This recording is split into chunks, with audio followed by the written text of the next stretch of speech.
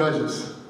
None of us are judges. The judges called the fight, and that's that. And as far as the judging and the reffing tonight, do I think it was perfect? I do not. I think that we need to do some work down here. I think that Mark Ratner and Hunter Campbell, have to work with these guys, and they don't do a lot of big fights down here. And we all know that these kids work so hard and sacrifice so much. Let's take Dominick Reyes and Jones out of the equation. If you're the first prelim of the night, you've worked so hard to get there. You guys have heard me for 20 years talk about reffing and judging, and it's never going to be perfect, but it has to be close, man. I mean, these kids work hard to get here, and you know what I mean.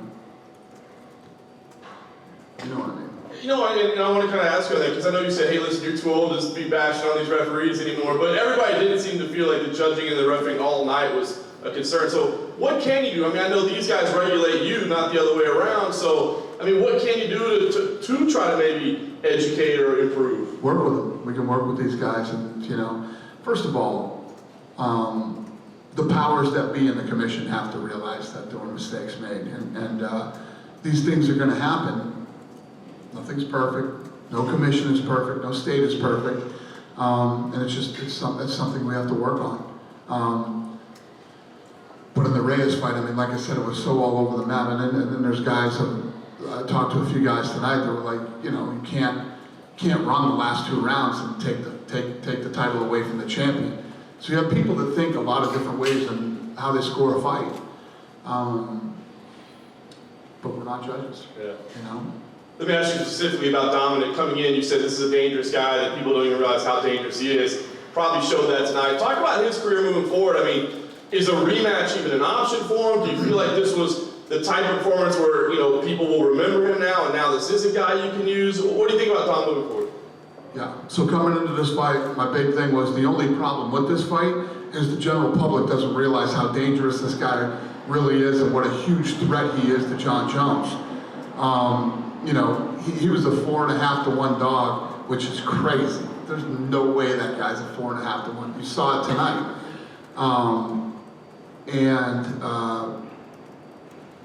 I never talk about fights right after. First of all, you guys were in here. I was just backstage doing some interviews. Jon Jones walked by with his legs all wrapped in ice, and they carried Dominick Reyes by me. Like, guys were carrying him.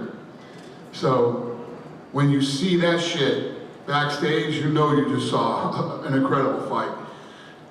And do I think that he deserves a rematch? Sure he does. But we'll see what happens. Yeah. And last thing for me, Dan, let me ask you about Jon moving forward as well. I mean, being in a... Well, here's the other thing. You say what you want about Jon Jones. Jon Jones wins fights. Yeah. We can bitch about the judge, but it's not like there's this landslide, where everybody... Who thinks Jon Jones won the fight? Anybody in here? No. There's hands in here who think Jon Jones won the fight. I've been hearing this all night. Jon Jones won the fight. It was a draw. Reyes won the fight. It's all over the map. So it all depends on the way that you judge a fight, and it doesn't fucking matter. We're not judges. So it was a badass fight. One thing I do know, both of these guys are tough as nails, man. The shots that both these guys took tonight to the body, legs, head, it was a phenomenal fight between 2 phenomenal athletes. Say what you want about Jon Jones. Jon Jones wins fights. No question. Does it give you any pause, though? He was talking about maybe moving up to heavyweight. Now, obviously, that's been talked about for a long time, but tonight's performance, what is it, how does it factor into what he does moving forward? Does it take heavyweight off the table? Does it take certain things off? What do you think? Let's not forget what I said going into this fight. Dominick Reyes was not a 4.5 to 1 dog. Dominick Reyes, tonight was the 4th time that he's made it out of the first round. He knocks people out in the first round. 9 people he knocked out in the 4th round. So as you look at little things that both guys did in this fight, they both fought an unbelievable fight. They both made mistakes in this fight. And I think when they both go home and they start watching tape and they'll watch this fight over and over and over again, they're going to get back in the gym and they're going to work on things. If and when these two fight again, it'll be even better than tonight. So that's the positive out of what we saw here this evening. No matter what side of the fence you sit on who won. Hey, Dino, because you're left. So Jon obviously has been dominant for so long as a champion, and it seems like either guys are catching up to him, maybe some of the younger guys are coming up, or maybe he's getting a little bit older. Obviously, age is one thing that no one can fend off.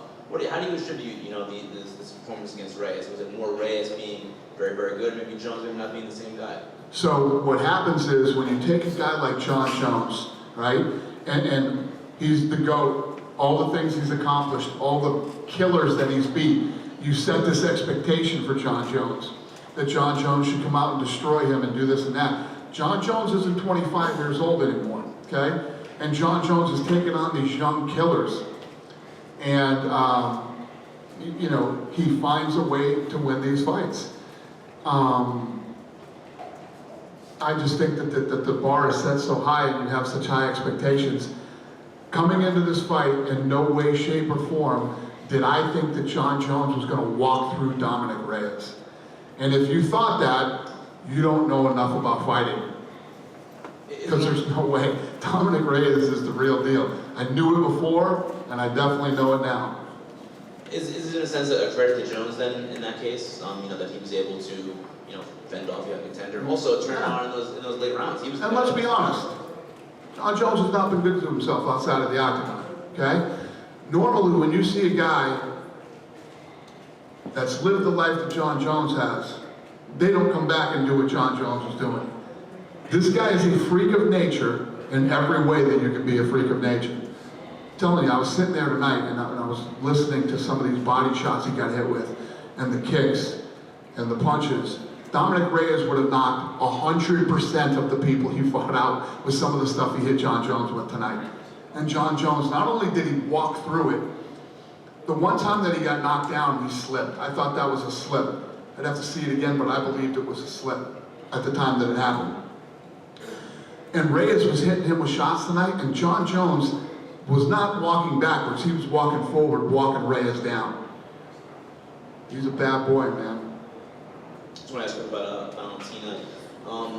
She had that fight against Liz Carmouche, and people were saying it was a little bit of a lackluster fight, kind of a boring fight. Came out tonight and she dominated and she finished pretty violently on the ground. Were you impressed with that performance? Absolutely. She's so awesome. She's such a professional and such a good human being on top of it. But at the end of the day, man, she's a gangster. That woman is an absolute gangster. When you got a gun tattooed on your hip, you are somebody not to be fucked with. You know what I'm saying? So, yeah, she's so impressive and she looks so good tonight. And I look forward to seeing her next fight. One more thing for me. Why was it so important for you guys to honor Kobe Bryant tonight? What's the question? Why was it so important for you guys to honor Kobe Bryant? Well, this was our first event since it happened, and a lot of people probably don't know this, but Kobe Bryant was an investor in this company here, which is a sponsor of the UFC, and he was also an investor in the UFC. What's crazy is, you guys heard me talk about what an amazing year 2019 was for the company. Massive year for the company, 2019. So Kobe Bryant actually got a distribution the Wednesday before this happened. And he was so pumped and so excited. And basically he said what everybody says when they invest in something and it does really well. He's like, damn, I wish I invested more. But he was a friend of the company, he was a friend of the sport, and he was a good guy in every way that you can be a good guy. And, so, I don't know, I hope I answered your question. Did you speak to him? Huh? You said he was very happy. Did you speak to him yourself personally? Yeah, about the, Oh, yeah. you did? So Yeah, just yeah. a few days He's before. pumped, man. He's bummed out that he didn't invest more money in the UFC, but, he did all right. He did pretty good, so.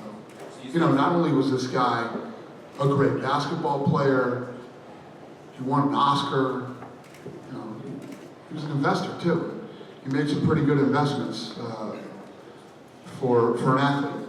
You know what I mean? They don't always make the best decisions with their money. Kobe Bryant did. So you spoke to him only a few days before the accident. Did that trip you out a lot when you heard the news of what happened? I literally couldn't believe it for like, you know, an hour. And then once it really started pouring in, yeah, it was crazy. Yeah. Thanks, Dave. I had somebody who was a huge fan of his that, you know,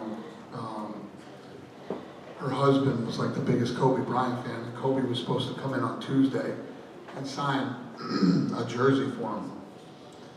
Yeah, on Tuesday.